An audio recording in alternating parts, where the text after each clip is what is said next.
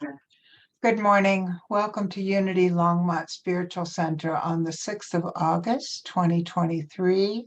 I'm Dava Money. I'll be speaking about more grace, and we have Clint Brown to provide us with music. So we will start with the music, please, Clint.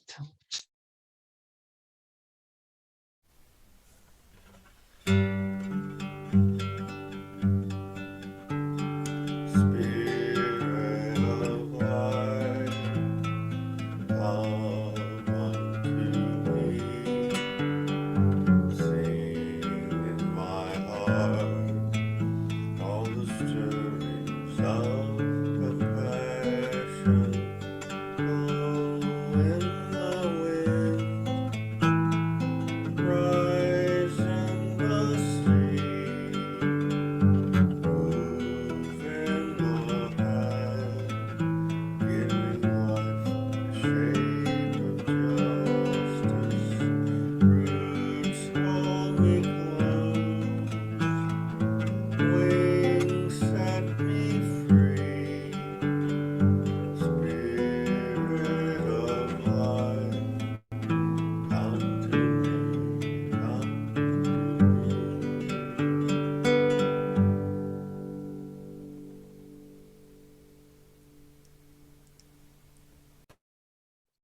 Thank you, Clint. So it's at this time that we go into prayer together by taking a breath. Beloved presence, everywhere present, present within each of us, around us, everywhere present. When we forget, let us be reminded of the divinity of all. Let us be reminded of divine order, the unfolding of events, the unfolding of our own consciousness. Let us rest into the love and faith and understanding and wisdom. For this and so much more, we are grateful and say thank you. And so it is. We will hear from Clint again.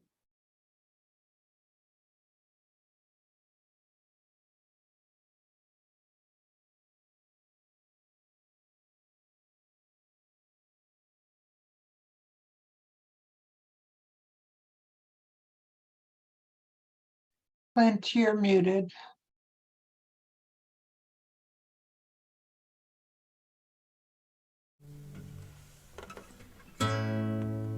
when our heart is in a holy place, when our heart is in a holy place, we are blessed with love and amazing grace. When our heart is in a holy place, when we trust the wisdom in each of us, every color, every creed and kind, and we see our faces in each other's eyes, then our heart is in a holy place.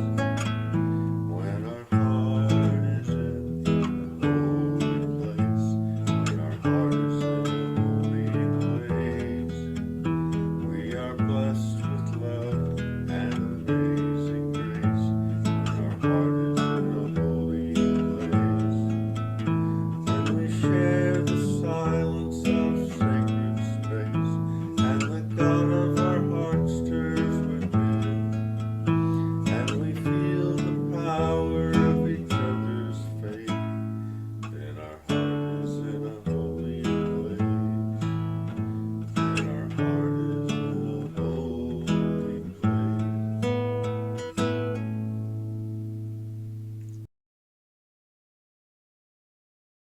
Thank you, Clint. So we're continuing to explore grace. And there's a beautiful poem by Rainier Maria Rilke named Go to the Limits of Your Longing. And he says, God speaks to each of us as he makes us, then walks with us silently out of the night, These are the words we dimly hear. You, sent out beyond your recall, go to the limits of your longing. Go to the limits of your longing. Embody me. Flare up like flame and make big shadows I can move in. Let everything happen to you, beauty and terror. Just keep going. No feeling is final. Don't let yourself lose me. Nearby is the country they call life. You will know it by its seriousness. Give me your hand. I don't know about y'all, but periodically I need to be reminded that there is never any distance between myself and the divine. That when things are joyous, I might get distracted and forget. And when things are sorrowful, I'm often distracted and forget.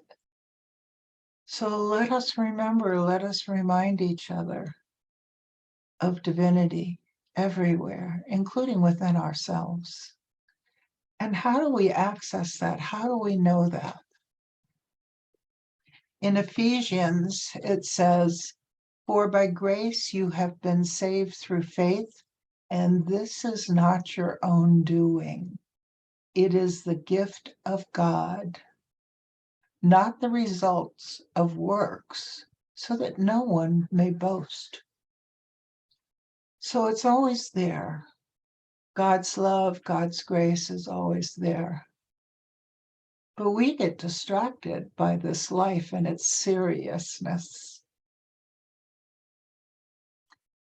So I've shared some of my experiences of grace and intuition, and a couple more small ones came to me as I was thinking about today.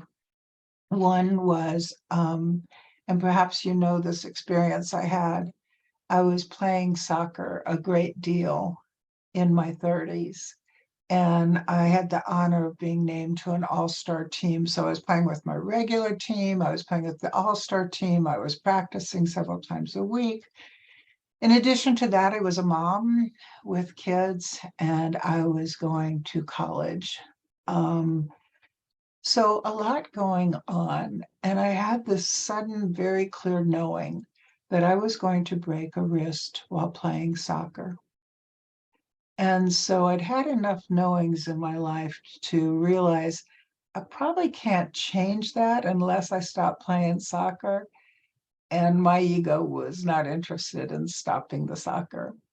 So what I did was start to practice everything with my left hand. I signed checks back in the day of checks with my left hand. I did dishes.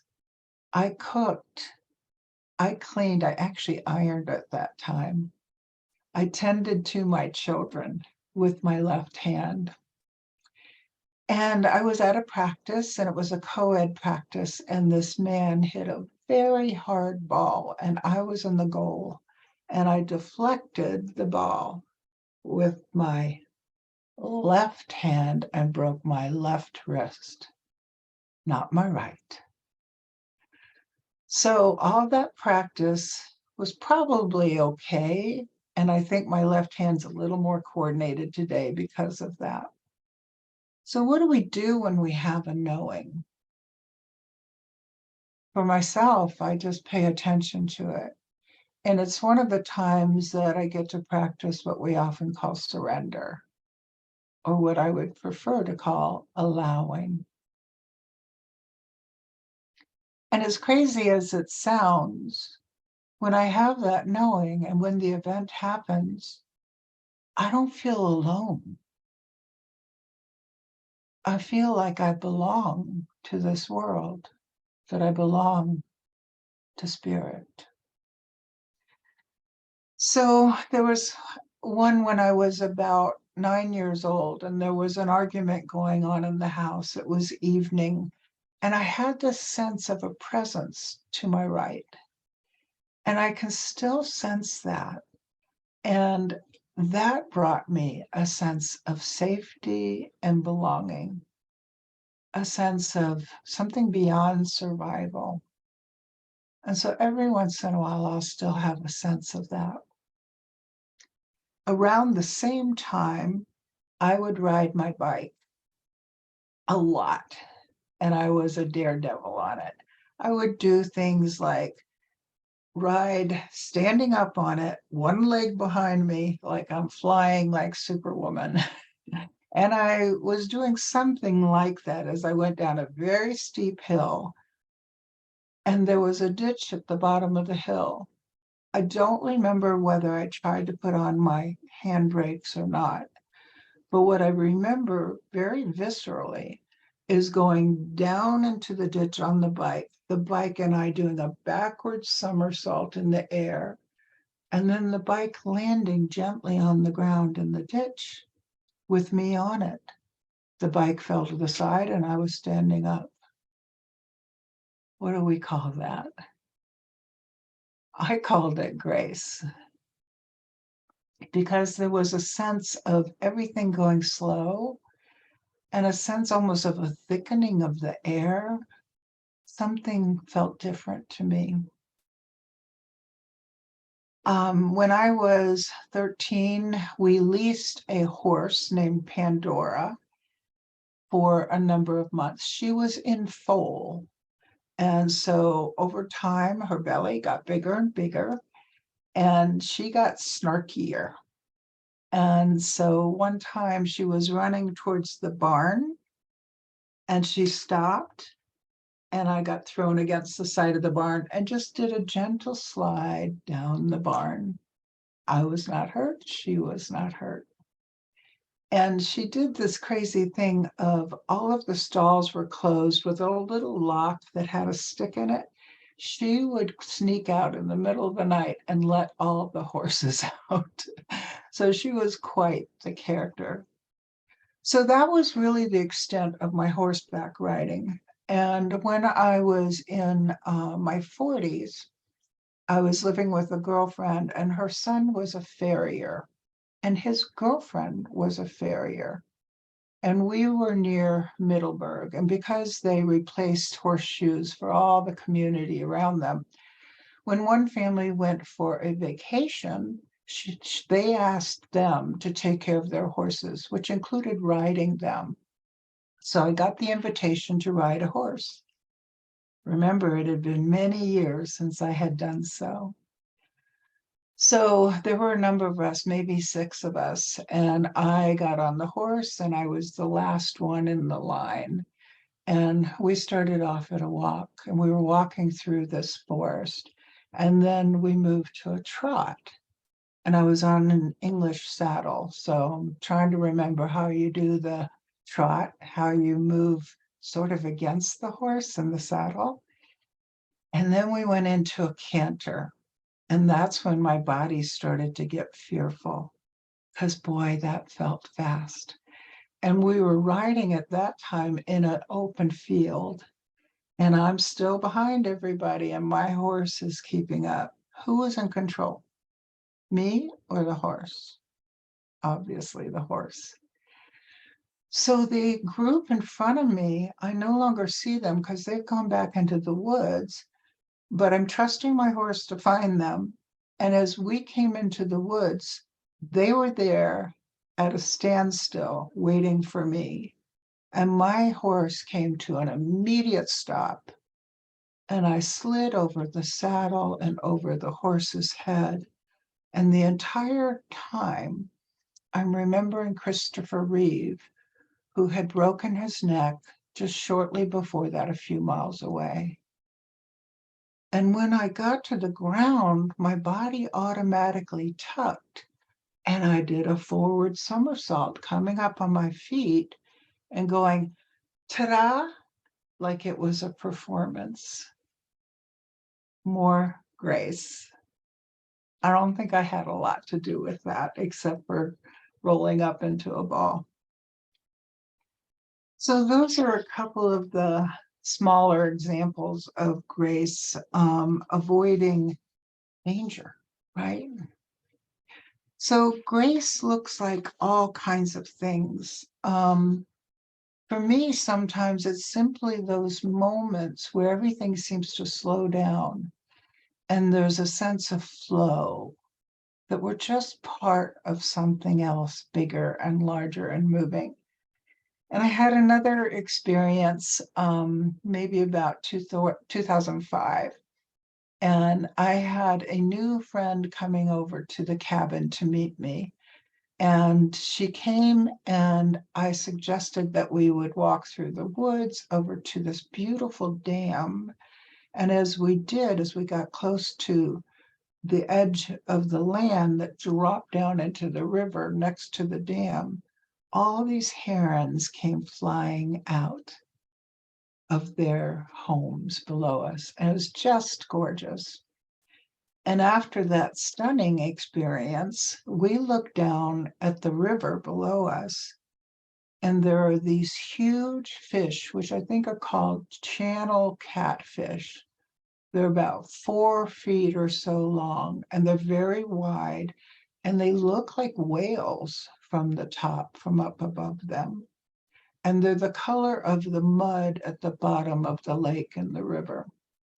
Well, what was going on with them were about 12 of them were trapped in a part of the river that was receding. The water was going down, and they were in the circle created by boulders. And so we're watching them suffer. We're watching one of them was losing color. As the water went down, it was no longer the dark, dark brown, but more of a tan on the top of it. So I said to her, we got to do something about this. And we went back to my cabin, and it was the day of landlines, the phone on the wall. So I pick up the phone. We make about 20 phone calls to wildlife, to the sheriff's office, to the police, and everybody's saying, oh, try calling such, try calling so and so. And we didn't get anywhere. It was a Saturday, and lots of places were closed. So she suddenly needed something from the store. So we're walking out of the cabin, and I lived on this little street that led to the lake. No one came down there except for the 4 people who lived on the street. And suddenly, it's Father's Day weekend. A man and his young son are on a motorcycle, and they're coming down the gravel road. And I run out. You know me by now to know these impulsive behaviors. I run out and I stop them. And I tell them the story of these huge fish and ask if they have any ideas, if they can help in any way. And the dad is like, no, there's nothing we can do about it. And the son says, Dad, can we go look? And the dad says, okay. So I said to my friend, let's go on to the store. Maybe we will find an angel there. And she goes into the store, and in the parking lot is a police car and a policeman standing next to the car. So I asked him, what do we do? And he said, well, why don't you take care of it? Why don't you go release them? That didn't sound possible, and it sounded very scary. So we go back to my home, and then we decide we're going to go check on the fish again. And as we're walking there, we come across some fishermen and 2 children, and we ask them in very broken Spanish, had they seen the fish? Did they know what to do about it? They didn't, but they turned around and they started going toward the fish. So my friend and I stood up again on the cliff, and we're looking down. And what do we see? We see the father and the son working to release the fish. The father is putting his hands in the gills of these huge fish, nearly as large as he is, and dragging them across the boulders and releasing them into the river, the moving river. And the son has a long stick, a branch, and he's guiding the fish toward his father. So that was a day of finding angels. It wasn't a particularly dramatic day, but it just reminded me that if we follow our passion, if we follow that guidance to do something, maybe something unfolds in a beautiful way. So that was looking for angels. Each of us has a pure awareness. You know, those moments when we're just completely aware of what's going on within us and around us. And as humans, what we end up doing is we bring in judgment, we bring in assessment, we bring in preferences, we bring in all kinds of emotions, and we jump right out of that pure awareness. It's so important, I think, that we catch ourselves exactly when we do that. And we can deal with all those things I named, and we can also just open up again to that pure awareness. I think it is, especially when we are in those moments of pure awareness, that we experience grace.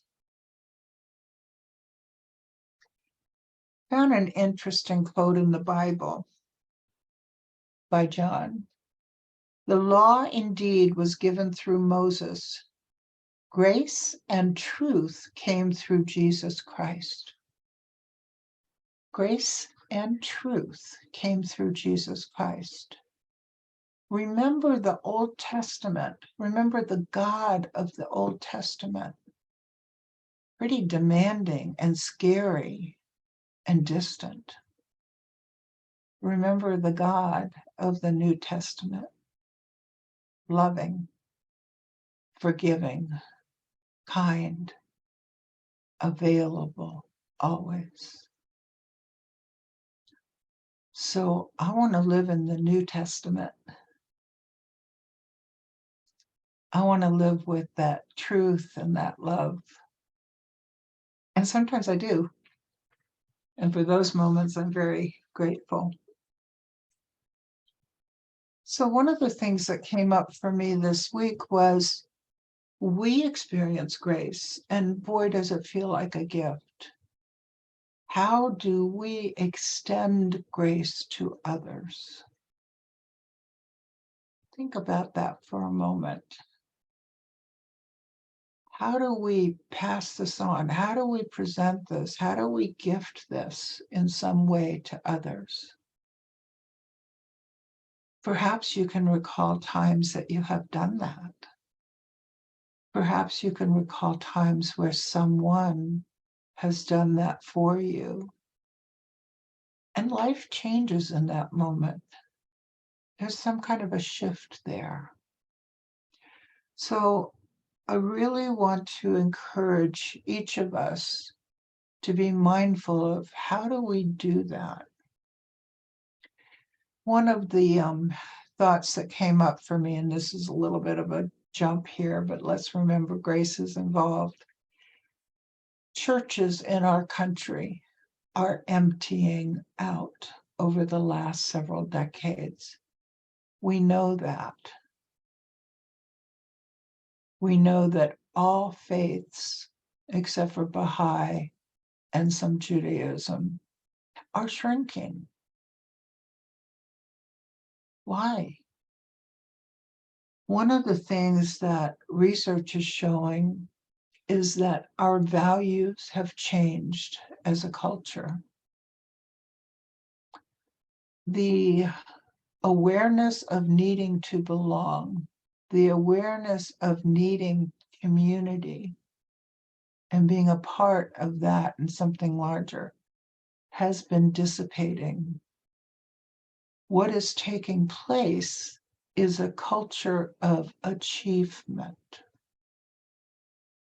That individuals, starting very early, probably in preschool, are learning about accomplishing something. And that's being taken into adulthood. And that's being shown up in the workforce. So what's required with that change in values is a focus on self. What am I doing here? What am I accomplishing? How am I of value through accomplishment? Can you feel the difference in that shift? If you are old enough, can you feel the difference in neighborhoods? Can you feel the difference in when you walk through your town? It's not a complete black or white either or. There's still communities. But again, the trend is to move away from those. So I want to emphasize that we are a spiritual community. And because we're a spiritual community, I want to ask us, do you feel like you belong here? I do. This feels like a sacred home to me.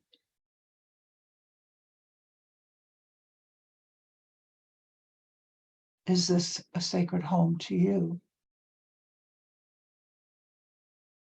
There is a need right now in our culture, probably in our local communities, for people to belong, for people to have deep and meaningful connections. And what comes up for me in this week is, how can we, as individuals and as a community, extend grace to others? How do we potentially share what we have here with other people? We know the pandemic has wrought difficulties, distancing, loneliness.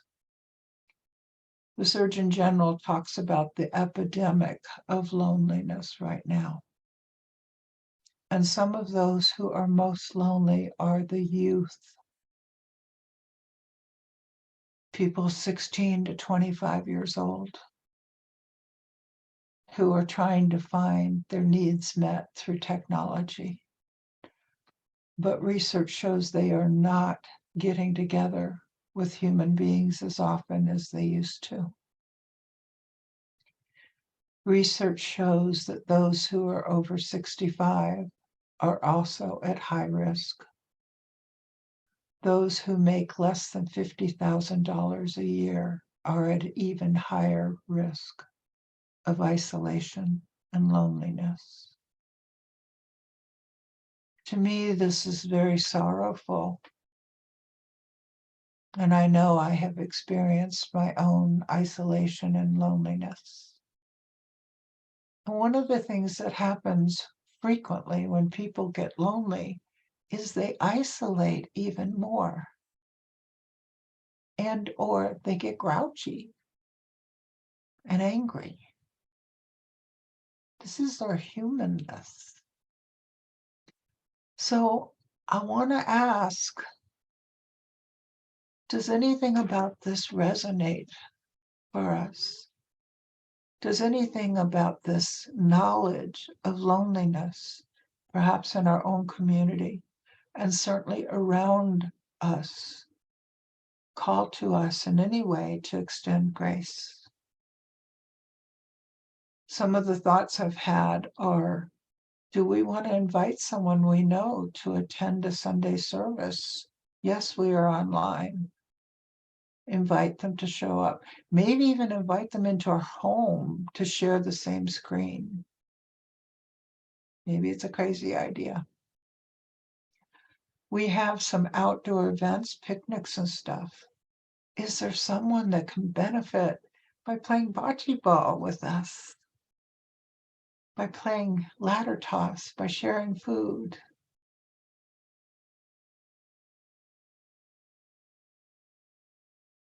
So I invite each of us very tenderly, very gently, to remember, who do we know? Maybe people we haven't had any contact with in a little while, especially because of the pandemic. Who do we know that might appreciate an email, a phone call, a text, just saying, I'm thinking of you. How are you? And maybe going a step further and saying, would you like to connect in some way? So I share this not for it to be onerous or a burden, but just to see if it stimulates some kind of invitation within us for another level of consciousness, that divine consciousness of other people and their well-being. I'm thinking in this moment of the way shower, Jesus. What did he bring to his community? What did he bring to his disciples? A sense of belonging. The word belonging has struck me for several years. If we flip it, it says longing to be. Belonging, longing to be. Maybe longing to be together.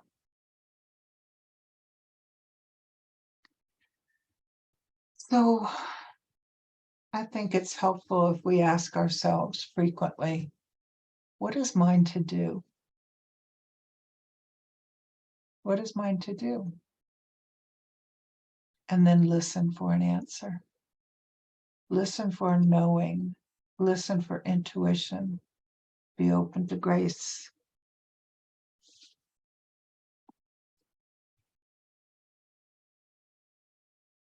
John said, from his fullness we have all received grace upon grace. If we're so full of grace, can't we share it? There's a poem by David White, one of my favorite poets, called Everything is Waiting for You. Your great mistake is to act the drama as if you were alone, as if you were alone, as if life were a progressive and cunning crime with no witness to the tiny hidden transgressions. To feel abandoned is to deny the intimacy of your surroundings. Surely even you, at times, have felt the grand array, the swelling presence, and the chorus crowding out your solo voice. You must note the way the soap dish enables you, or the window latch grants you freedom. Alertness is the hidden discipline of familiarity. Alertness is the hidden discipline of familiarity. The stairs are your mentor of things to come. The doors have always been there to frighten you and invite you. And the tiny speaker in the phone is your dream ladder to divinity. Put down the weight of your aloneness and ease into the conversation. Put down the weight of your aloneness and ease into the conversation. The kettle is singing even as it pours you a drink. The cooking pots have left their arrogant aloofness and seen the good in you at last. All the birds and creatures of the world are unutterably themselves. Everything is waiting for you. And so it is. We will hear from Clint.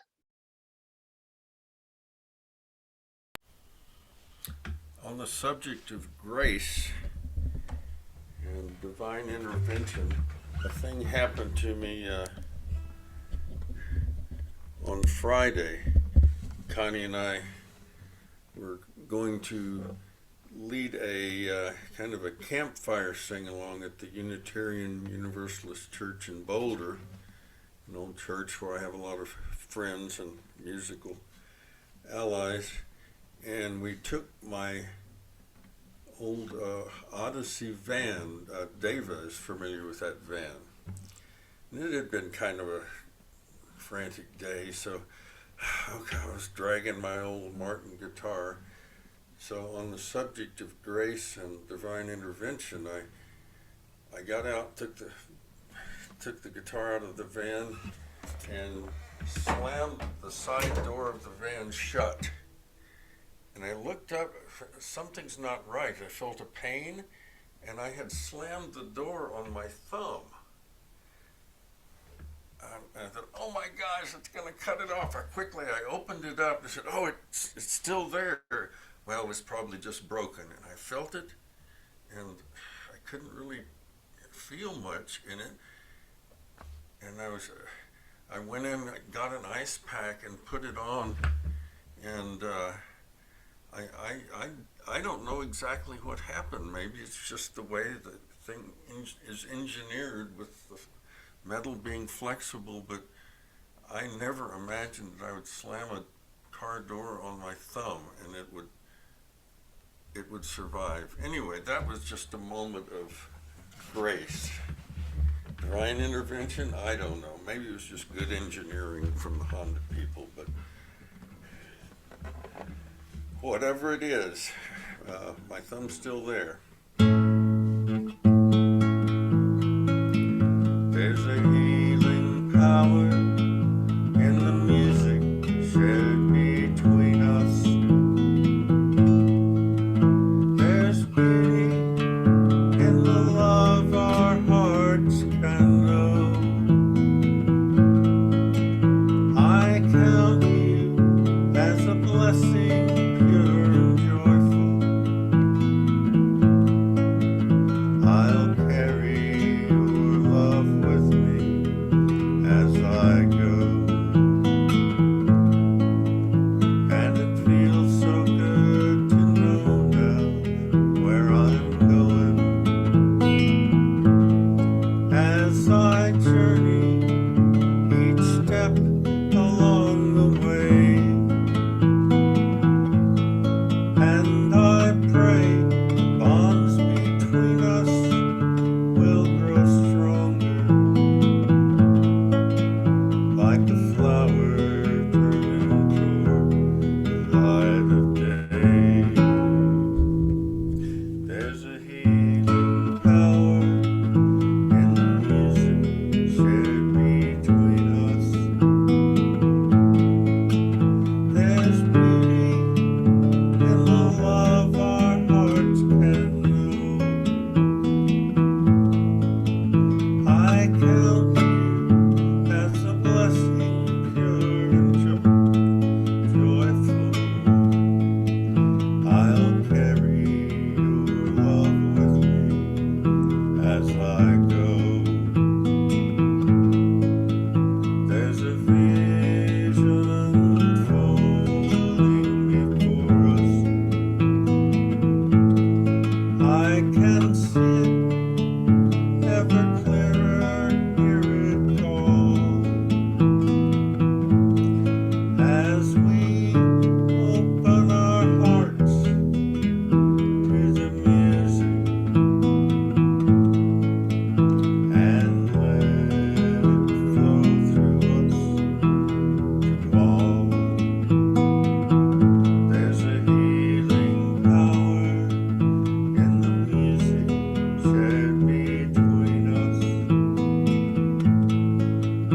There's beauty in the love our hearts can know.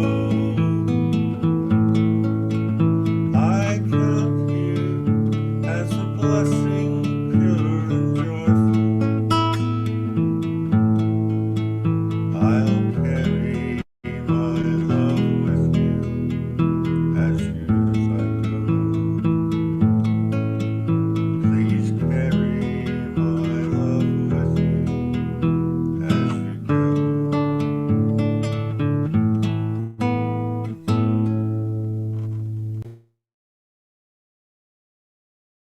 Thank you, Clint. Thank you for sharing your story. And I know I'm very glad your thumb is okay. So at this time, let us go into our sharing, our donation of love and light, and perhaps be aware of sharing grace. And we do that by taking a breath.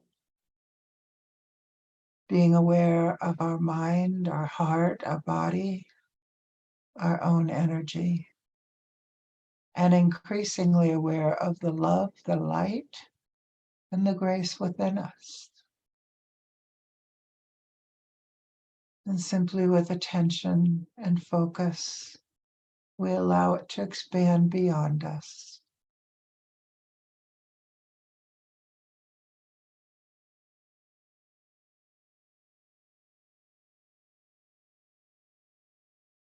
We may be aware of someone who could benefit from love, from light, from grace.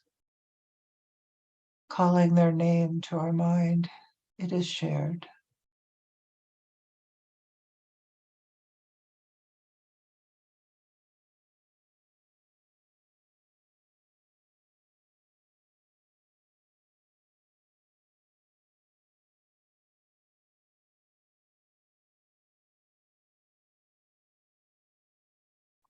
We remember we can share this at any time simply by remembering who we are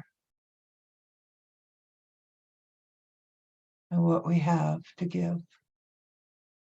This love, this light, this grace. And so it is, and we will hear from Clint.